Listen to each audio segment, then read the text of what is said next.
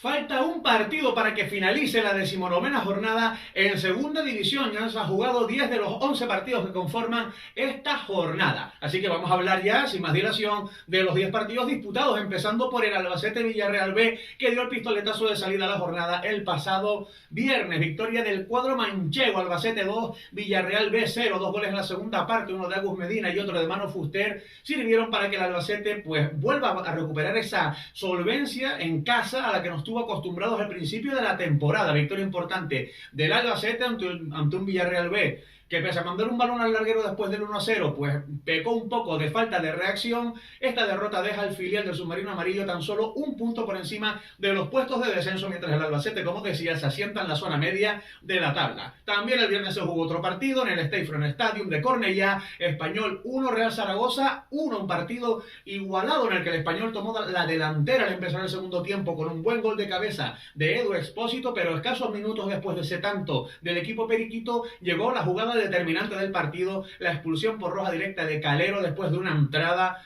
dura, fuera de tiempo, merecedora para mí de tarjeta roja, que dejó al Español con 10. El Zaragoza aprovechó esa situación para poner más de su parte en la búsqueda del empate y lo logró gracias a un gol de Manu Vallejo, que había entrado pues minutitos antes al terreno de juego. Con ese empate a 1, el Zaragoza tuvo una muy clara en la recta final, estrellando el balón en la madera, obligando a Pacheco a hacer un paradón a remate de Bermejo, pero el marcador que no se movería más. Español 1, Zaragoza 1, reparto de puntos en el Stadium Stadium. Vámonos ahora a los partidos que se jugaron el sábado. Para empezar, el duelo entre el Valladolid y la Amorebieta en el nuevo José Zorrilla.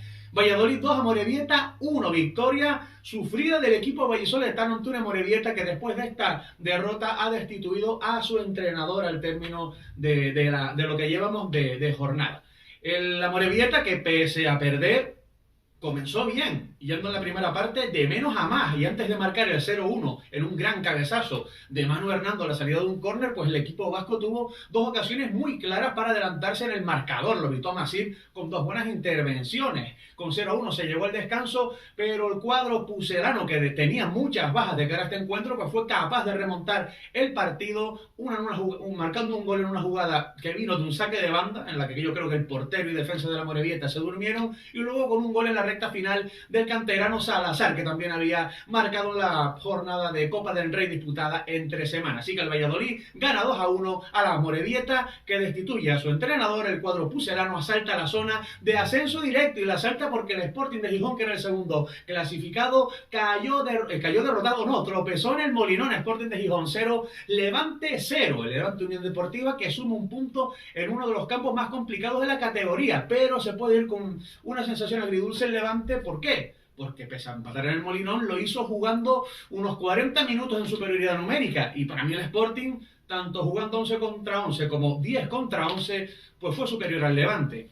En la primera parte pues propuso más el Sporting ofensivamente, y en la segunda mitad, tras la expulsión de Yuca, que recibió 2 tarjetas amarillas, pues el partido estuvo igualado, se rompió en algún momento, ambos equipos se acercaban al área rival, pero que mayor sensación de peligro me dio a mí fue el Sporting de Gijón, que antes de la roja de Yuca vio como el propio delantero balcánico mandó un balón al larguero, y bueno, en la recta final tuvieron una clarísima en la cabeza del gran canario Roque Mesa. Al final no se movió el marcador. Sporting de Gijón 0, Levante 0, reparto de puntos. El Levante, que se queda cerca de la zona de playoff, a la que cae el Sporting, que sale de la zona de ascenso directo. Para cerrar la jornada del sábado se disputó en el plantío el derbi burgalés. Burgos 0, Mirandés 0. Lo buscó más el Burgos. Tuvo una muy clara de Matos en los primeros minutos, pero no creó excesivo peligro el Burgos, no creó ocasiones claras de gol sobre la portería del equipo jabato. Un Mirandés que aguantó bien, que propuso muy poquito en la parcela ofensiva, y que al final acabó rascando un punto de un campo siempre complicado como el plantío. Burgos 0, Mirandés 0. Un poco flojo ese derbi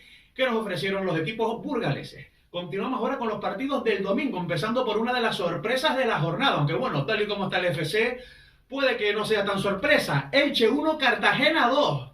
Pues sí, la verdad que era difícil de imaginar que el Elche viera frenada esa buena dinámica que llevaba el equipo ilicitano, que en caso de haber ganado hubiera saltado la zona de playoff de ascenso. Y eso que el Elche se adelantó con un gol de Óscar Plano en la primera parte, pero el FC, el Cartagena, remontó gracias a los goles de Ortuño y de Luis Muñoz. El Cartagena venía de 4 jornadas sin conocer la derrota, de lograr su primera victoria en casa contra el Sporting de Gijón, de ganar en Copa en la tanda de penaltis al Alcorcón en Santo Domingo y refrenda su buen momento el cuadro albinegro con este triunfo en el Martínez Valero que le permite al Cartagena abandonar el farolillo rojo de la segunda división. El Elche, por su parte, que se queda cerca de la zona de playoff de ascenso. Continuamos con el partido que vimos muy atractivo en los campos de Sport del Sardinero, donde Racing de Santander y Oviedo empataron 2-2 en un partido pues con alternativas, en el que el Oviedo se puso por delante en el marcador y en el que el Racing de Santander se comendó a Peque para firmar las tablas. Otra vez 2 goles de este futbolista que está haciendo una temporada de auténtico escándalo con el empate en Racing, que alcanza el Elche en la tabla clasificatoria y se queda también cerca de la zona de playoff de ascenso, mientras que el Real Oviedo pues se queda con las ganas de alcanzar al cuadro racinguista en la clasificación. Buen partido, Racing de Santander 2,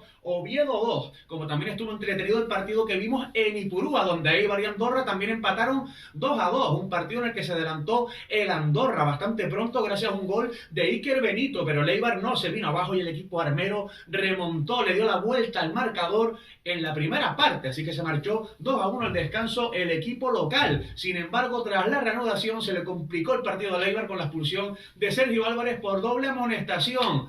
El Andorra, en superioridad numérica, pues aprovechó para empatar el partido e incluso en la recta final dispuso de alguna oportunidad para llevarse la victoria para el Principado, pero no fue así. El Eibar suma un puntito, el Andorra suma otro en ese Eibar 2, Andorra 2 que vimos en Ipurúa. Seguimos con los partidos del sábado, con el partido del líder en Butarque. No pudo ganar el líder, Leganés 1, Eldense 1, y eso que el Leganés se adelantó gracias a un gol de penalti transformado por Dani Raba, uno de los jugadores más determinantes del Leganés esta temporada, pero que después de marcar ese gol desde el punto de penalti, justo después del lanzamiento, ni siquiera pudo celebrar el gol porque tuvo que pedir el cambio aquejado de un dolor pues en uno de sus muslos, así que veremos la gravedad de esa lesión de Dani Raba, que podría ser una baja muy sensible para el líder de la categoría, el Leganés, que vio cómo el Eldense neutralizaba esa ventaja con el gol de la jornada, un golazo que marcó Sergio Ortuño desde el medio campo, espectacular. Para que se hagan una idea, el gol pues es muy parecido, sobre todo por cómo entra en la portería y desde dónde lanza, al que le marcó Nayín al Arsenal en aquella recopa que ganó el Real Zaragoza. Un escándalo el gol de Sergio Ortuño para poner ese empate a 1 y poner fin al pequeño bache que estaba atravesando el Eldense con 2 derrotas en sus 2 últimos partidos en Liga, con la eliminación en Copa del Rey ante el Málaga. Con ese golazo de Sergio Ortuño, el Eldense fue capaz de sumar un punto en el campo del líder. Y para cerrar la jornada del domingo, pues victoria del Huesca en el Alcoraz contra el Racing de Ferrol. 1-0 ganó el equipo alto aragonés ante un Racing de Ferrol pues bastante desconocido, sobre todo en la primera parte. No vimos al Racing de Ferrol que estamos habituados a ver en los primeros 45 minutos del partido. Además, un Racing de Ferrol cometiendo errores muy groseros, muy graves en la zona defensiva. Uno de ellos, de Óscar Clemente, en la salida del balón, pues le costó el 1-0 al cuadro gallego. Recuperó la pelota Joaquín para el Huesca y asistió a Javi Martínez, que hizo el 1-0, que a la postre fue definitivo. Pero es que en la primera parte también Carlos Vicente pues hizo una sesión suicida para Cantero, se quedó solo Joaquín, dribló al portero y cuando todo parecía indicar que iba a mandarla para adentro a puerta vacía, el jugador del Huesca la mandó fuera, perdonando la vida así al equipo gallego. Ya en la segunda parte, sobre todo, con la entrada de Verpena a medida de la segunda mitad, pues ya empezó a cambiar un poco la película y el Racing de Ferrol se empezó a parecer a lo que nos tiene habituados en esta temporada. Llegó el peligro por esa banda izquierda del cuadro del Ferrol.